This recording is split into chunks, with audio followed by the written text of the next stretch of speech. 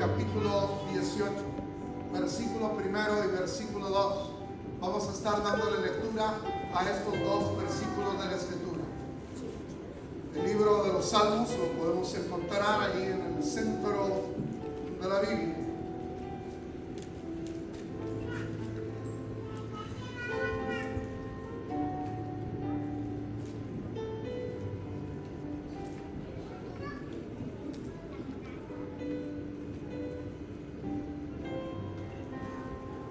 Libro de los Salmos, capítulo 18, versículo 1 y versículo 2.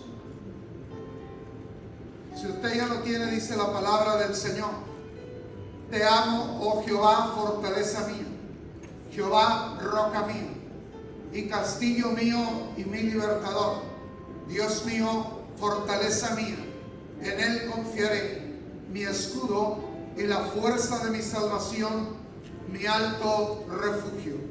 Una vez más: Te amo, oh Jehová, fortaleza mía, Jehová, roca mía, y castillo mío, y mi libertador. Mi Dios, fortaleza mía, en él confiaré, mi escudo y la fuerza de mi salvación, mi alto refugio. Inclina su rostro, oremos al Señor en esta hora. Bendito Padre Celestial, en esta hora, Señor, estamos delante de tu presencia y te damos gracias porque estás con nosotros. Te rogamos, Señor, que hables a nuestro corazón por medio de tu palabra. Que tu palabra sea viva, sea eficaz, sea penetrante. Tu palabra quede grabada en la mente, en el corazón, Señor, de tu pueblo. Ayúdanos para ser oidores y hacedores de tu palabra en el nombre de Jesús. Amén. Van a ocupar su lugar, Señor. El Salmo 18 fue escrito por el rey David después de que fue liberado de sus enemigos, entre ellos el rey Saúl. Este salmo es, sobre todas las cosas, un hermoso testimonio de las intervenciones providenciales de Dios en la vida del rey David cuando se encontró en peligros de muerte. Llegó un momento en que se encontró abandonado, sin la ayuda de sus amigos, traicionado. Fue entonces en estas circunstancias que clamó a Dios, y Dios lo libró de una manera extraordinaria. Notemos que el texto dice: te amo, no dice te amaré. Te amaré es una promesa para el futuro. Te amo es una realidad del presente. Consideremos nosotros algunas enseñanzas de este pasaje al que le hemos dado lectura. Todos, al igual que el rey David, pasamos por situaciones difíciles. No hay una sola persona en el mundo que no tenga dificultades, que no pase por problemas en su vida. No hay nadie que esté exento de serios problemas en la vida. Si no es una cosa, es otra. Pero la vida está llena de vicisitudes, de sufrimientos, de contratiempo, de problemas. A veces salimos de una situación y nos encontramos en otra, a veces peor. Unos son esperados, otros son inesperados, pero todos nos encontramos en dificultades en las cuales el mundo se nos cierra a nosotros. Llegamos al punto de pensar que dichos problemas van a terminar con nosotros, que no tienen solución. ¿Cuántas veces nos hemos encontrado en un callejón sin salida? Creemos que de esa circunstancia no vamos a poderla pasar, no vamos a poder sobrevivir. Hay problemas tan terribles en la vida de una persona que en realidad ya no tiene ninguna esperanza. Ha perdido toda esperanza de que las cosas cambien, de que las cosas puedan mejorar. Job nos dice, en el libro de Job, nos dice la Escritura que la vida del hombre es corto de días y es hastiado de sinsabores, para referirse a una serie de problemas de circunstancias adversas por las que el hombre pasa en la vida. Quiere decir, son más los sinsabores que nosotros tenemos en la vida que las cosas positivas. Ese fue el caso no solo del rey David, sino de todos los grandes personajes de la Biblia, de todos los grandes siervos de Dios. Hay veces que nosotros pensamos que el hecho de que seamos hijos de Dios y le servamos nos excluye de grandes adversidades que encontramos día tras día. Pero lo cierto es que aunque seamos hijos de Dios, aunque le sirvamos a Dios, de todas maneras no estamos exentos de problemas. Vamos a tener dificultades, vamos a atravesar por problemas en la vida. El que usted sea creyente no significa que nunca va a pasar por tribulación, que nunca va a pasar por enfermedades, que nunca va a haber cosas adversas en su vida. El Señor mismo nos dice en su palabra que en el mundo tendréis aflicción. Mientras estemos en esta vida, vamos a tener aflicción. Mientras vivamos en esta vida, vamos a estar pasando por aflicciones. Cuando terminen las aflicciones, va a ser cuando estemos en la presencia eterna de nuestro Dios. Cuando estemos ahí, terminará toda aflicción. Por eso dice la Escritura que llegará ese día y ese momento en que Dios enjugará toda lágrima de nosotros. Es decir, llegará el momento en que no habrá más lloro, en que no habrá más dolor, en que no habrá más sufrimiento. Pero no es aquí en esta tierra, pero no es aquí en esta vida. Aunque le hayamos conocido, tendremos problemas, pasaremos por tribulaciones. Lo único es que no estamos solos. Es precisamente cuando las adversidades nos azotan que descubrimos que no estamos solos en la vida. Nos damos cuenta que hay un Dios que aunque no le veamos, aunque no le podamos tocar, aunque no podamos escuchar su voz, está a nuestro lado para ayudarnos, está a nuestro lado para que nosotros sigamos adelante. Hay una gran diferencia entre las personas que no conocen a Dios, que no tienen a Dios en su vida, que el creyente que tiene a Dios en su vida. Ambos enfrentan problemas, ambos enfrentan necesidades económicas, ambos enfrentan problemas familiares, ambos pueden enfrentar problemas de salud. Pero hay una diferencia diametral entre el que conoce a Dios y el que no conoce a Dios. Porque el que no conoce a Dios no tiene a Dios de su lado, no tiene ninguna ayuda, no tiene de dónde asirse para poder salir adelante. Pero nosotros como creyentes no estamos solos en medio de las circunstancias que estamos viviendo, porque Dios está con nosotros. El Señor permanece a nuestro lado, de manera que en medio de tu necesidad, en medio de tus problemas, en medio de tu aflicción, en medio de tu enfermedad, Dios está a tu lado, Dios permanece contigo. El Señor está con nosotros. Cuando Jacob pensó que su hermano Esaú le iba a matar, descubrió que el ángel de Jehová estaba a su lado y por lo tanto su hermano no podía hacerle daño. Dice que cuando él se dio cuenta que venía Esaú, su hermano, y que 400 hombres venían contra él, entonces dividió a su esposa, a sus hijos, a la familia, a sus criados, lo que él tenía en 2 campamentos. Y dijo, si Esaú ataca un campamento, el otro campamento podrá huir. Y él se quedó atrás. Dice que él no cruzó todavía el vado de Jaboc, porque él estaba orando, estaba pidiéndole a Dios misericordia, estaba pidiéndole ayuda. Pero lo más interesante de ese lugar es que después de que lucha con el ángel y después de que él ve cara a cara a Dios y liberada su alma, como él mismo lo explica, dice que entonces salieron ángeles al encuentro de él, ángeles que venían con él. En otras palabras, en medio de esa posible amenaza y en medio de que su hermano Esaú venía con 400 hombres, y lo más seguro era para cobrar venganza de lo que él 20 años atrás le había hecho, él no tenía que temer, porque no estaba solo, porque no venía solo. Dios estaba con él, y aún todavía ángeles venían con Jacob, ángeles venían con él. Hermanos, cuando David se enfrentó a Goliat, comprobó que no estaba luchando solo, que en medio de aquella batalla que parecía desigual, de aquella batalla que parecía imposible de poderla ganar,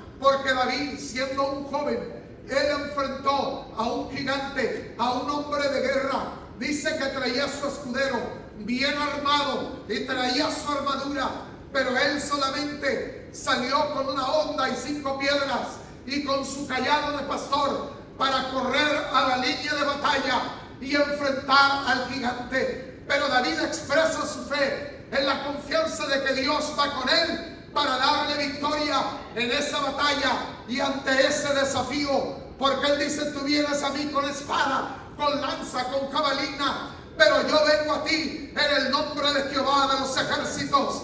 En otras palabras, yo no vengo solo, Dios viene conmigo. Es decir, él estaba confiando en que Dios estaba con él para darle la victoria y derrotar a aquel gigante, como así sucedió, porque Dios fue quien estuvo con él para darle la victoria. Cuando los jóvenes hebreos fueron lanzados a un horno ardiente porque no quisieron renunciar a su fe en el Señor, dice la Escritura que el rey habló directamente con ellos y les dijo: ¿queréis arrodillarte ante la imagen cuando oigas el sonido de las trompetas?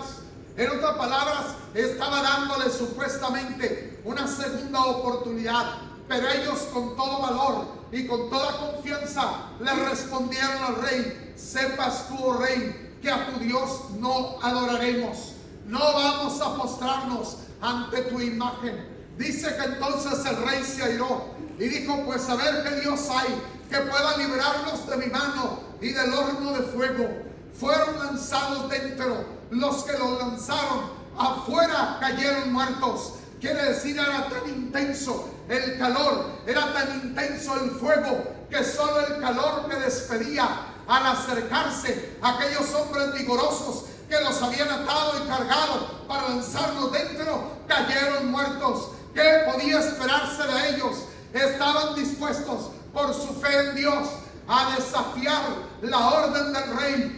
Ellos querían permanecer firmes en la fe que ellos tenían en Dios, de manera que ellos cayeron dentro.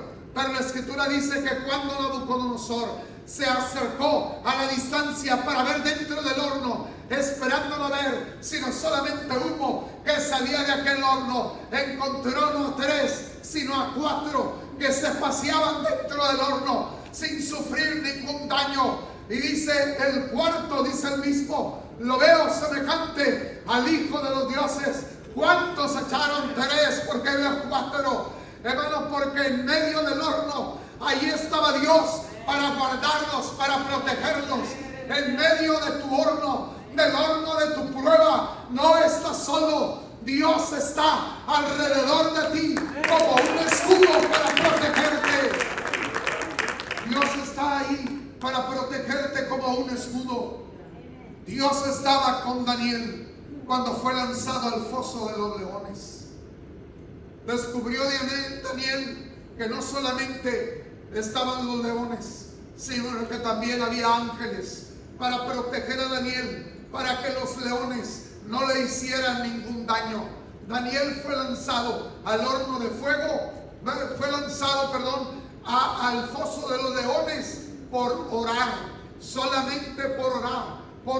Por eso lo lanzaron, porque no querían que Daniel orara. Y ellos siguieron la forma de librarse de Daniel, de este profeta, de este hombre de Dios. Sin embargo, Dios preparó sus ángeles que estaban ahí cuando Daniel fue bajado al foso. No solo había ángeles, no solo había leones, había ángeles rodeando la vida de Daniel, de manera que los leones ni siquiera trataron de hacerle algo a Daniel. Cuando el rey Darío viene y le grita: Daniel, Daniel, el Dios tuyo, el Dios al que tú le sirves, te ha podido librar.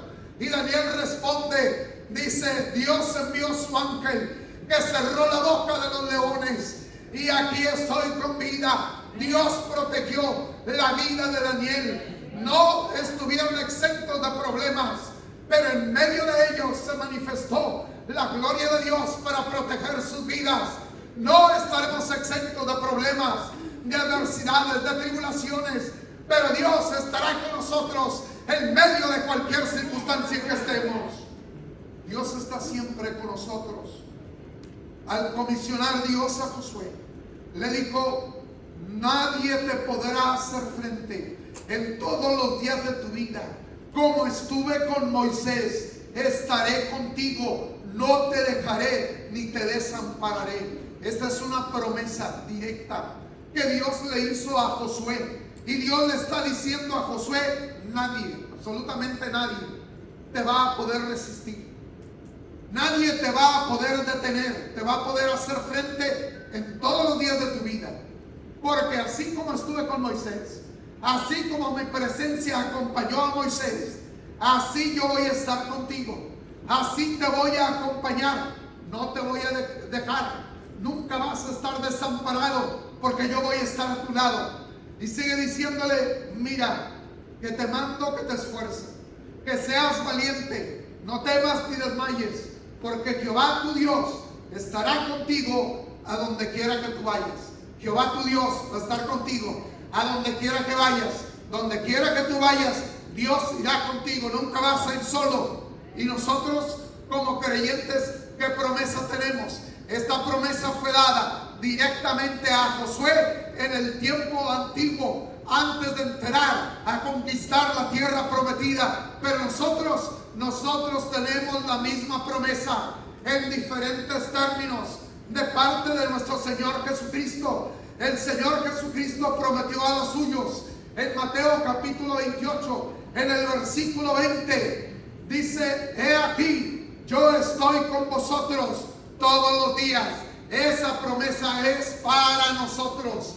Esa promesa es nuestra. Son para aquellos que le sirven al Señor. Son para aquellos que siguen fielmente a Cristo. Dice: yo estaré con vosotros. No un día, ni dos, ni una temporada, ni en ciertos momentos de la vida. Dice siempre, todos los días. Quiere decir que tú nunca caminas solo. Quiere decir que Dios siempre camina contigo. El Señor está siempre contigo. Está dentro de ti, viviendo en ti, al lado tuyo. De manera que no caminamos solos. Dice: estaré con vosotros todos los días hasta el fin del mundo. Hasta que el mundo se acabe. Por eso es que esta promesa es para nosotros. Algunos pudieron decir: fue la promesa que Dios le dio a los discípulos. No dijo discípulos, dijo: estaré con vosotros. Y dijo: ¿hasta cuándo? Hasta el fin del mundo, hasta que se acabe el mundo. Es decir, siempre va a estar con nosotros. A lo largo de toda nuestra vida, a lo largo de toda nuestra existencia, el Señor siempre va a permanecer con nosotros. En el Salmo 18, en este mismo Salmo, David escribe: me rodearon ligaduras de muerte. Vea usted la forma en que David se expresa de las circunstancias por las que él tuvo que pasar, por las que pasó su vida. Me rodearon ligaduras de muerte, torrentes de perversidad me atemorizaron. Está diciendo: estuve en peligro de muerte. Dice: y un torrente de perversidad me atemorizó.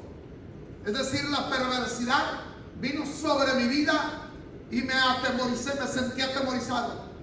Ligaduras del Seol me rodearon ligaduras. Fueron lazos de muerte los que estaban rodeándolo. Pero en mi angustia invoqué a Jehová y clamé a Dios. ¿Qué es lo que tenemos que hacer cuando estamos en problemas? ¿Qué es lo que tenemos que hacer cuando estamos en angustia? Invocar el nombre de nuestro Dios. La primera reacción del creyente ante un problema, ante una necesidad, ante una adversidad, ante una enfermedad, es clamar a Dios. Es en nuestra angustia clamar al Señor. David nos está diciendo qué fue lo que él hizo cuando se vio que lo rodeaban ligaduras de muerte, cuando se vio en una amenaza mortal para su vida, cuando vio que la perversidad como un torrente venía sobre él y que lo atemorizaba. Dice: invoqué a Jehová. Si algo tenemos que hacer es invocar a nuestro Dios, y sobre todo en momentos de angustia, invocarlo a Él. Hermanos, solo la dureza del corazón hace que nosotros no invoquemos a Dios en medio de nuestros problemas, en medio de nuestras necesidades.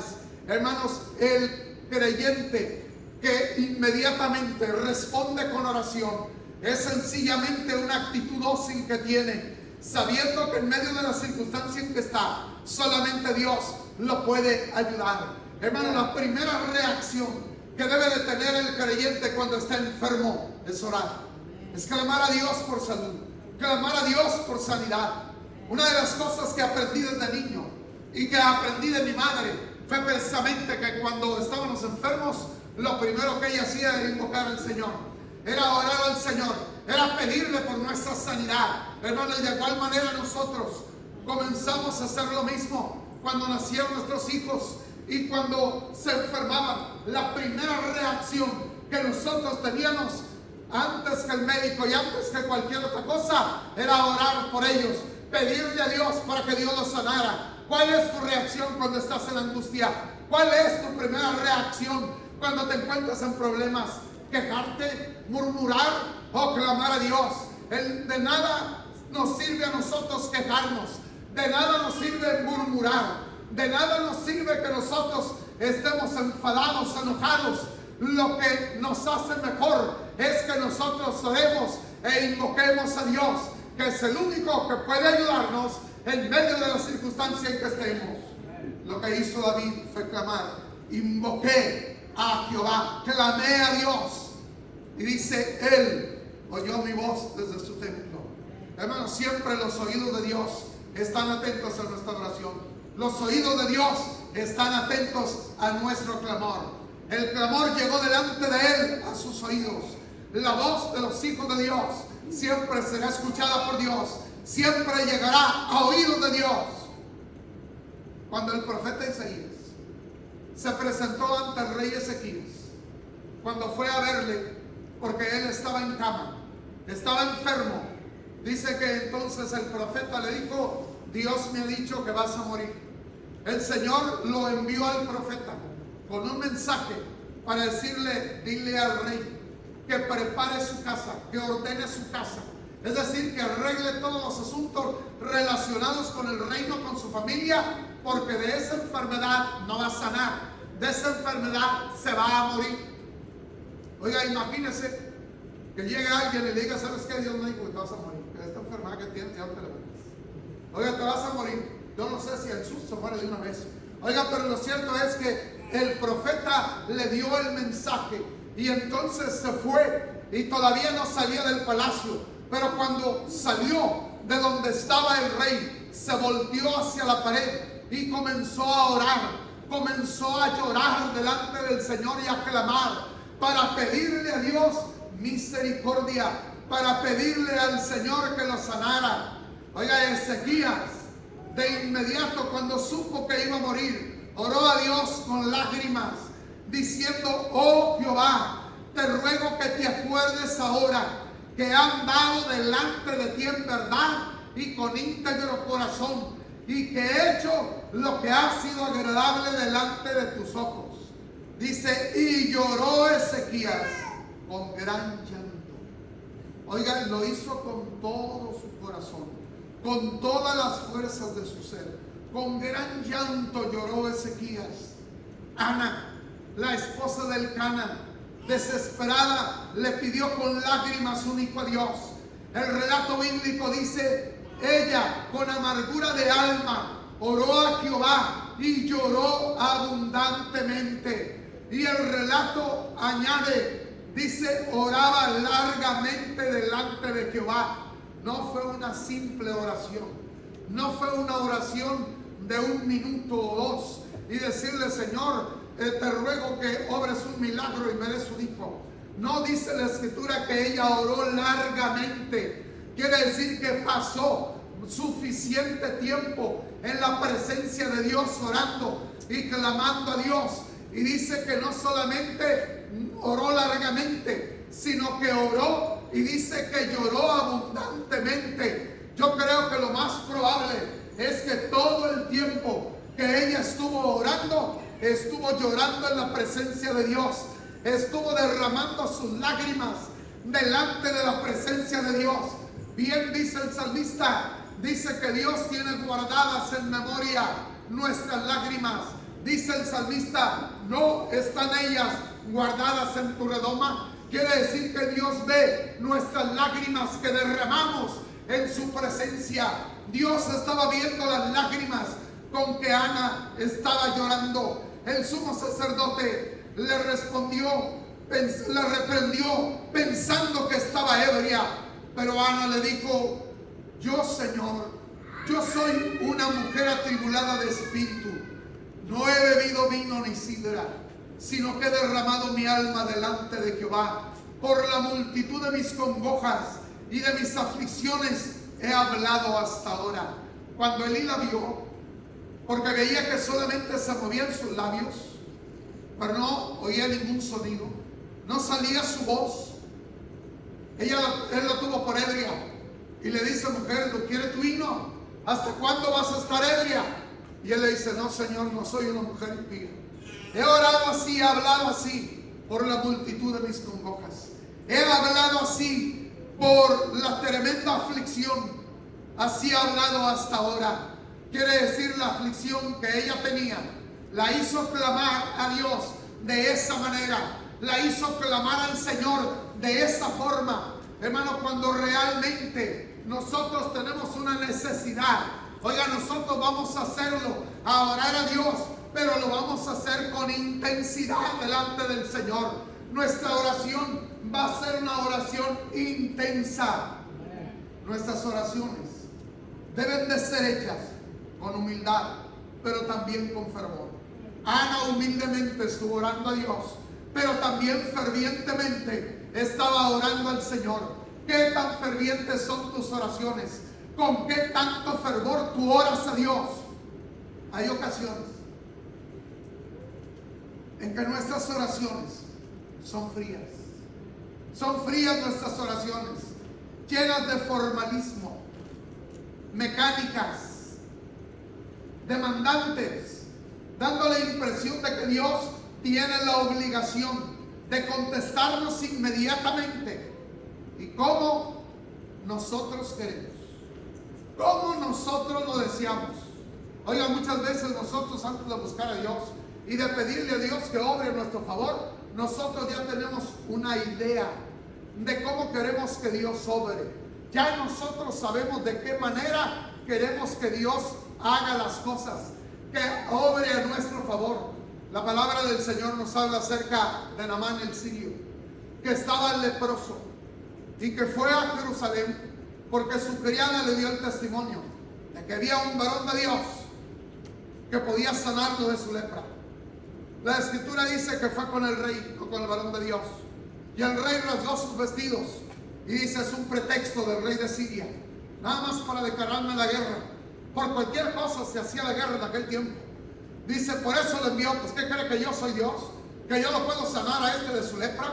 ¿Que yo puedo curar a alguien de su enfermedad?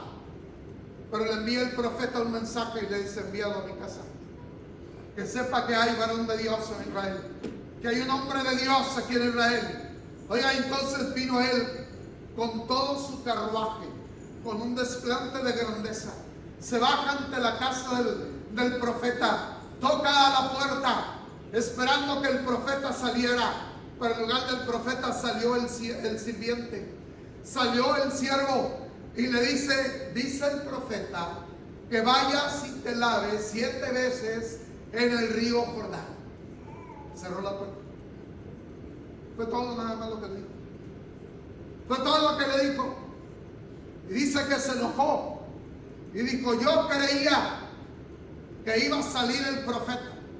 Es decir, yo esperaba que el profeta me iba a recibir. Y no solo eso, iba a invocar a su Dios. Iba a poner su mano en mi lepra, iba a tocar el lugar donde está mi lepra. Yo iba a ser sano de mí. No, si ya sabemos cómo queremos que Dios haga las cosas. Ya nosotros oramos y hasta sabemos de qué manera queremos que Dios obre el milagro. Oigan, Amán estaba buscando su sanidad, un milagro de Dios, pero él ya tenía una idea preconcebida de la manera en que esperaba que sucediera el milagro. Hermano, lo que más nos debe de interesar no es cómo lo haga Dios. Lo que más importa es que Dios lo haga cuando Él quiera, como Él quiera, como lo desee, pero que lo haga el Señor. Pero que Dios obre en nuestro favor. Oiga, aquel hombre finalmente obedeció y fue receptor de un milagro de Dios. Hermano, ¿cuántas veces nosotros ya tenemos la manera de cómo deseamos y esperamos que Dios lo haga? Tanto Jacob como Ana, Ezequías, los grandes personajes de la Biblia y de la historia de la iglesia nos dan la lección de que las oraciones deben de ser fervientes. Deben de ser fervientes nuestras oraciones. ¿Con qué tanto fervor oras al Señor? ¿Qué tan ferviente es tu oración delante de Dios? Si usted ve lo que hemos dado lectura, encontramos que casi la mayoría de personajes lloraron abundantemente delante del Señor. ¿Qué quiere decir? Estaban profundamente conmovidos, su corazón que derramó lágrimas delante del Señor, esperando que Dios escuchara su oración. Hermano, cuando ores, hazlo con todo fervor, pero también persevera en la oración. Fíjese bien lo que dice la escritura de Ana. Oró largamente. No fue una oración corta, una oración momentánea y ya, y se olvidó del asunto, esperando que Dios obrara el milagro. No, hermano, la escritura dice que debemos de ser perseverantes. Debemos de perseverar en la oración.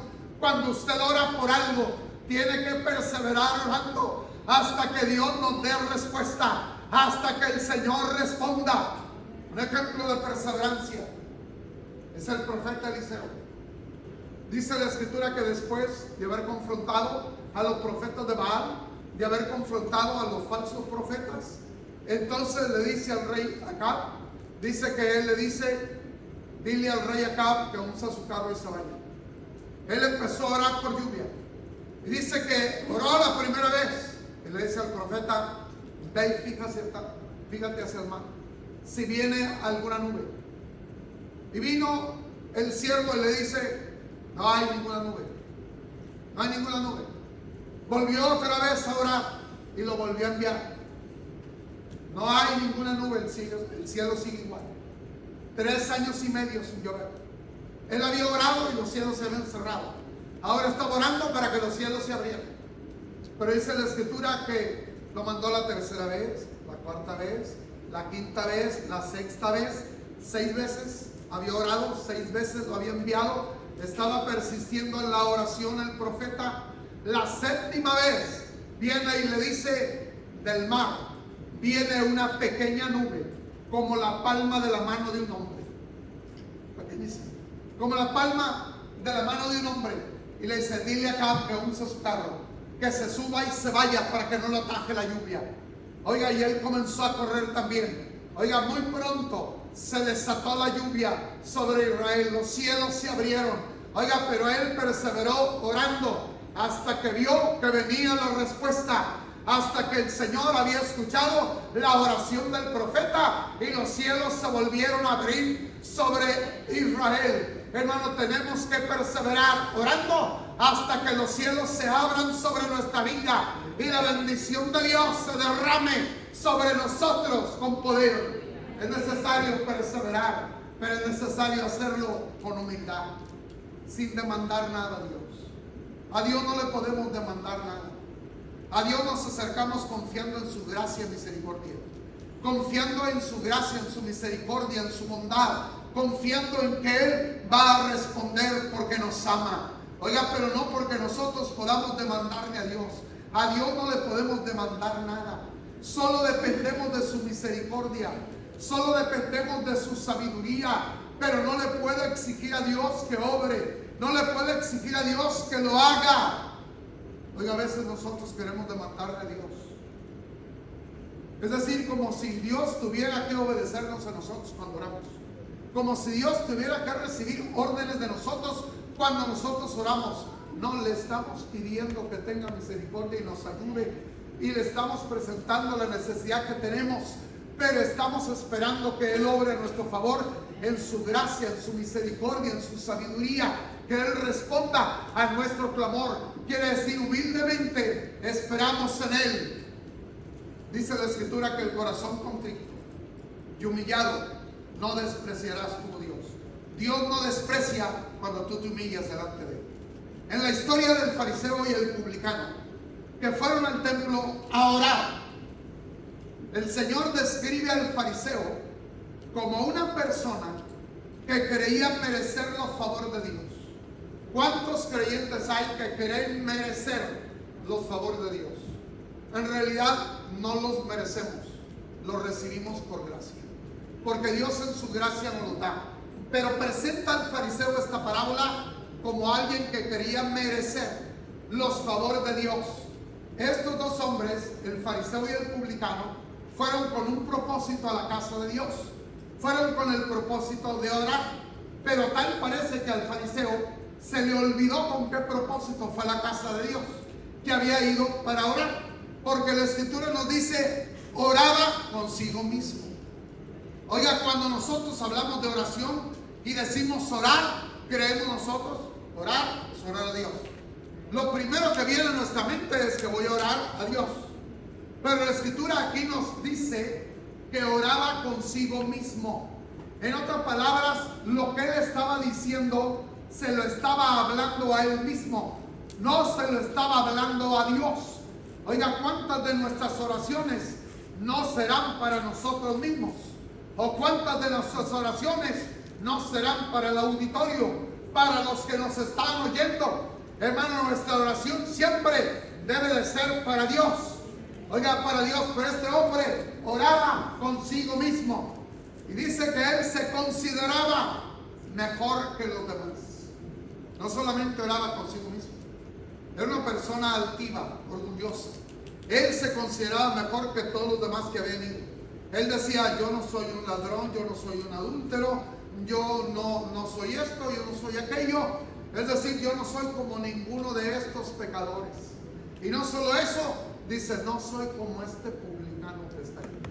No solamente estuvo mencionando a algunos que habían cometido graves pecados, no, sino que también ve a alguien que está ahí dentro de la iglesia y se compara con el peor hombre que fue y dice, no, yo no soy ni como este publicano. En otras palabras, yo soy muy bueno. Yo soy muy bueno. La Escritura dice que Dios al altivo mira de lejos. Dios mira de lejos al altivo.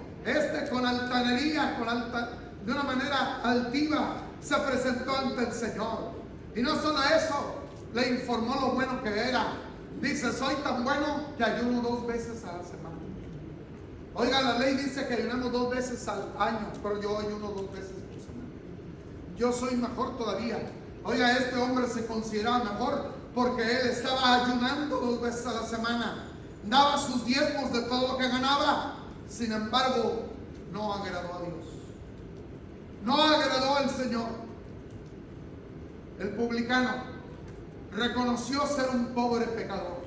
Dice que ya a lo lejos retirado, él se arrodilló y golpeando su pecho decía, sé propicio a mí que soy pecador. Sé propicio a mí, yo sé que soy pecador. Yo sé que soy malo, yo sé que he hecho lo malo. Sé propicio a mí. La Escritura dice, este hombre salió de la casa de Dios siendo perdonado. Dios lo perdonó. Por eso dice la Escritura, Dios resiste al soberbio, pero da gracia a los humildes. Al humilde lo hermosea con la salvación. Quiere decir que si queremos que Dios oiga nuestra oración, tenemos que hacerla con toda sinceridad y con toda humildad delante de la presencia de Dios. Si tomamos en cuenta los puntos que hemos mencionado, las cosas que hemos mencionado, también nosotros diremos como el rey David, te amo, oh Jehová, fortaleza mía, Jehová, roca mía, mi castillo y mi libertador, Dios mío, fortaleza mía, en él confiaré, mi escudo y la fuerza de mi salvación, mi alto refugio, invocaré a Jehová quien es digno de ser lavado, y seré salvo de todos mis enemigos. Hermano, tal vez, como David, te encuentres rodeado de perversidad. Tal vez, como David, te encuentres en peligros de muerte. Pero el Señor está contigo. Y en esta hora yo te invito a pasar aquí a este altar y decirle: Señor, vengo delante de ti.